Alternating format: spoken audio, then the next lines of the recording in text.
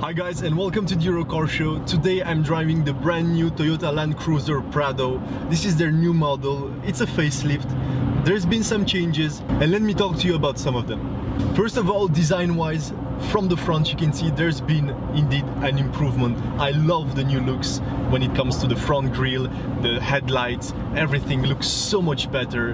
And if you know, and if you've been following me for a while, I've had the previous Land Cruiser even though it was the 3-door. Now this is the 5-door and it looks amazing. I really love it. From the side, not much improvement. Although I love those 19-inch wheels, they really fit well with the whole design of the car. Lastly, for the rear design, you have new tail lights, but besides that, not much has changed. But it still looks good. You have that opening rear door for access to the trunk. And since I'm talking about the trunk, let's slowly move towards the interior. First of all, space-wise and comfort-wise, this car is obviously super spacious. You get loads of room, headroom, knee room, every room. You just get room. That's the whole motto. And this is not only a 5-seater, this is a 7-seater, although I wouldn't recommend using 7 seats for 7 adults. Obviously these are more for children or like pets or something, whatever. But the trunk, if you don't use those seats, is humongous. It's huge. You can fit basically, I feel like a huge old school classic chair in there and no problem whatsoever. That being said, if you're a passenger and you're sitting in the rear, you're gonna really like it. As I said, space-wise it's cool, but not only, you get loads of options. You get heated seats, you get like a small TV, you can play your Blu-rays and so on. And as an option, you can also get those rear-mounted screens right here. This doesn't have it, it has the middle one. It's not that big, but it's fine. It's something cool to have. You obviously get your own climate control, so you can manage your temperature, and if you're too hot, then you can just change the temperature. Lastly, the seats are reclinable. I don't know if the words exist, but yes, they can recline, that's what I mean. And it really improves the whole experience of the car. Obviously the windows are very large. You get loads of light and that's really pleasant. As a passenger you do feel well, comfortable, and big thumbs up. In the front, the seating position is very interesting. You're sitting super high, like you're above everyone else. There's not that many cars that you'll see at your level, besides the Land Rover Discovery or some car like that. Although I really love it. It makes me feel like a badass. Tech-wise, this car is loaded with options. You get anything from the security system such as lane assist and stuff like that. I don't like to talk about those because I don't really use them. I don't really like them. I don't think they're essential in a car. But you also get the infotainment system screen with all the options. You have Bluetooth, apps, CarPlay, you know, all those stuff. And I have to say, the response is not that great. It's not bad, but it's not that good either. So that maybe could be fixed by the next model or something like that. Because that's something that I kind of noticed quickly. The sound system is good. It's JBL. It sounds very good. You obviously get heated and cooled seats in the front. You get leather. You get wood. The steering wheel is very nice. I mean, you know what?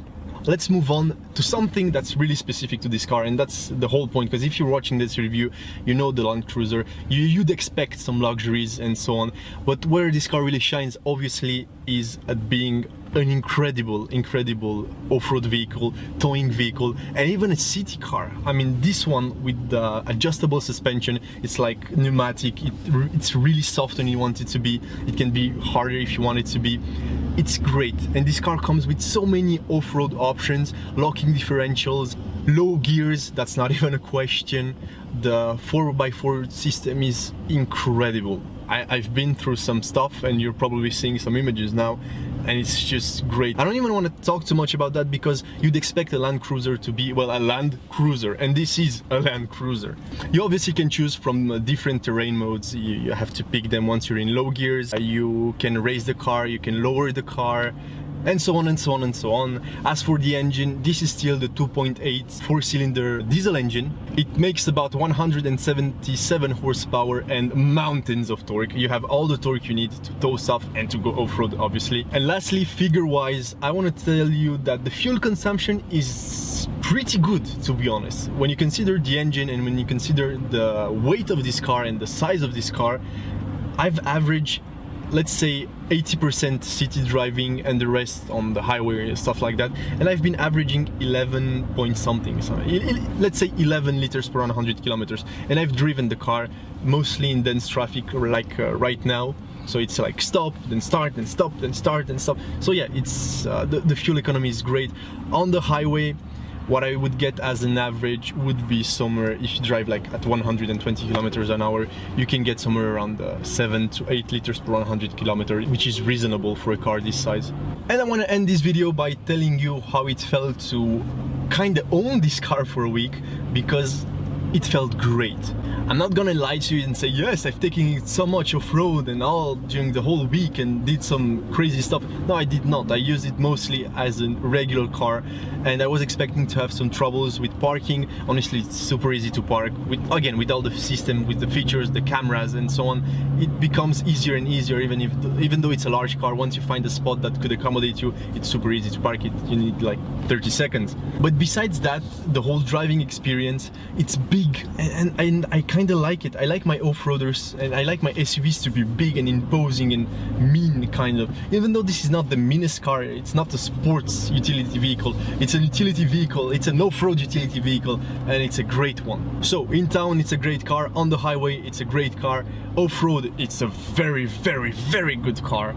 So what else do you want this car to do? It just does everything so well that, well, I think I love it. Yeah, it's a big triple thumbs up, whatever you want. I really love this car. I'm a big fan of the Land Cruiser, and although the other one I had, the 3 doors, wasn't really the one I would have picked if I could afford it and if I could buy it, because it's a lot of money. It's not something cheap. Here in Belgium you're gonna get it for about, if you want like the fully loaded, this one, the one I have, it's gonna be around 70,000 euros, but then it's fully loaded, you get all the creatures of comfort, you get everything. That's a lot of money. So if you want an off-roader, of course the 3-door, the smaller one, is maybe going to be more practical, you can fit it easier and so on, but this one as an all-around car and as something that you can have fun with, but that can be practical and usable and so on, this is the one I would pick. And I can only say good things about this car, because it's a great car with a great lineage, and they've been making Land Cruiser over Land Cruiser over Land Cruiser, and each time improving, or at least maintaining the high quality, and does everything you'd expect it to do.